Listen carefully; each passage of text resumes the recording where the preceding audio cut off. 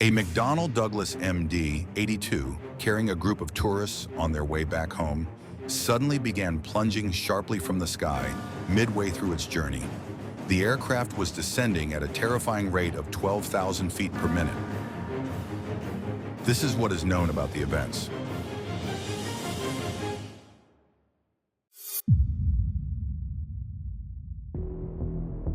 On August 16, 2005, at Tocumen International Airport in Panama, an MD-82 was preparing to operate West Caribbean Airways Flight 708. It was a charter flight arranged by a travel agency based in Martinique, meant to carry passengers from Panama City to Martinique International Airport. Most of the 152 people on board were tourists with their tour guides, joined by 8 crew members, including the pilots. The captain was Omar Ospina, 40 years old with 5,942 hours of flying experience, 1,128 of them on the MD-82. Beside him was First Officer David Munoz, 21 years old with 1,341 flight hours, 862 of which were on that model. Also traveling were 4 cabin attendants, a maintenance technician, and an airline dispatcher. The aircraft had arrived late in Panama because its previous flight from Colombia had been delayed due to fuel payment issues. West Caribbean Airways was a regional airline that operated routes to various destinations in Colombia, Central America, and the Caribbean. At first, they used turboprop aircraft, but later they incorporated the McDonnell Douglas MD-82, which allowed them to cover both scheduled and charter flights. However, they already had a troubled record. In March 2005, a Let L-410 crashed shortly after takeoff, killing 9 of the 14 passengers.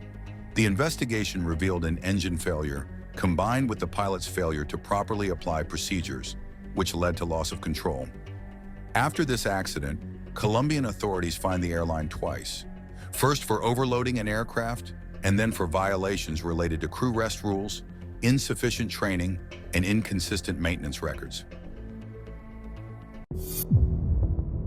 These issues created financial difficulties, so by August 2005, only 1 of their 3 MD-82s was still operational. In that context, the airline decided to use its only airworthy plane to fly the tourists back to Martinique after their stay in Panama. Before departure, the crew filed a flight plan with the Panamanian authorities, which did not include any meteorological information, despite the presence of storms in the Caribbean region, including the eastern coast of Panama, Colombia, and Venezuela. They also requested a cruising altitude of 35,000 feet.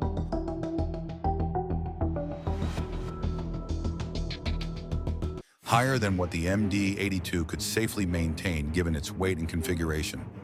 Despite these issues, Flight 708 was cleared for takeoff and left Tocumen Airport around 1 in the morning.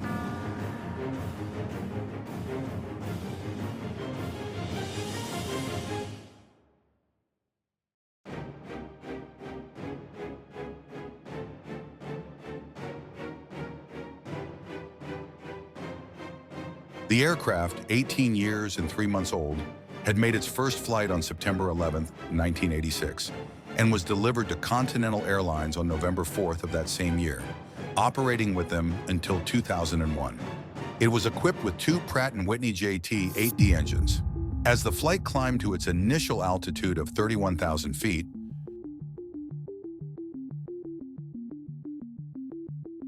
the pilots activated the engine anti-ice systems due to adverse weather conditions. These systems, which use hot air from the engines to prevent ice buildup on critical surfaces, caused a slight reduction in power.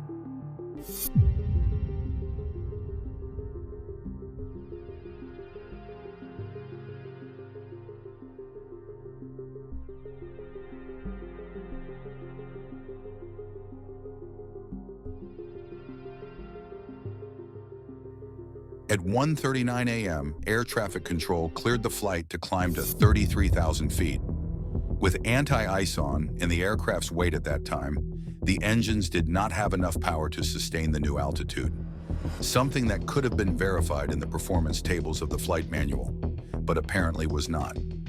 The captain ordered the anti-ice systems turned off, which freed enough power to reach 33,000 feet. Once stabilized, the pilot set the autothrottle to cruise mode and selected a speed of 268 knots, adequate to maintain altitude with anti-ice off.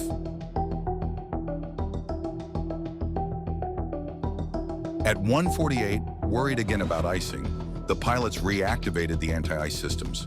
This caused the autothrottle in cruise mode to be unable to provide enough thrust, leading to a gradual loss of speed. The system display showed a Mach hold warning, indicating that the aircraft was not reaching the selected speed. Neither pilot noticed the alert, distracted by a dessert tray brought by a flight attendant. Meanwhile, the autopilot, set in altitude hold mode, kept increasing the angle of attack to try to maintain 33,000 feet, creating instability.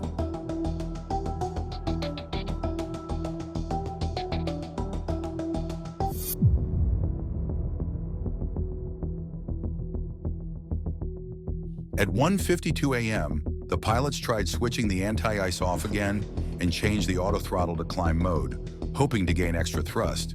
But it was already too late. The aircraft had lost too much speed and could no longer hold its assigned altitude. Once it dropped below 256 knots, it required more thrust, but the engines could not provide it. The only way to recover stability was through a controlled descent. Yet the pilots kept trying to maintain altitude, worsening the situation. By 1:57, the autopilot had raised the angle of attack above 7.5 degrees, far too high for cruise. The first officer suggested descending to 31,000 feet, and the captain agreed, requesting clearance from air traffic control.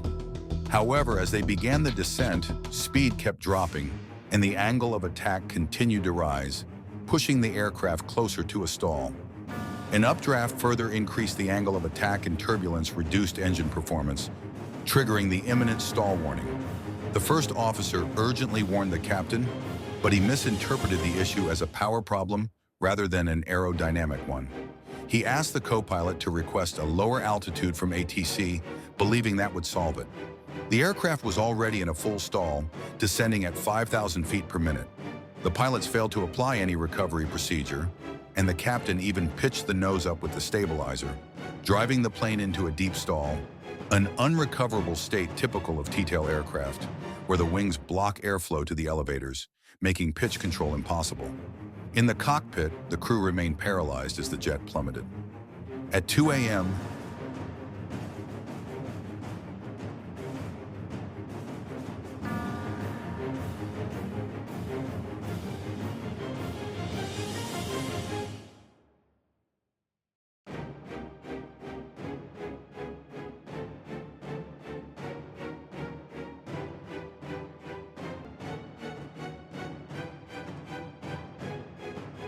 Flight 708 struck a swampy area near Lake Maracaibo, causing an explosion that scattered wreckage over a wide area.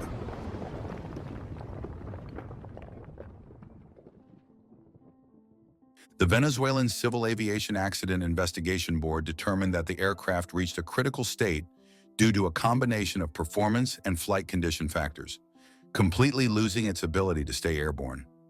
Errors were identified in crew resource management and decision-making, poor situational awareness, weak communication between captain and first officer, inappropriate or ignored procedures, and inadequate flight planning that failed to account for weather conditions.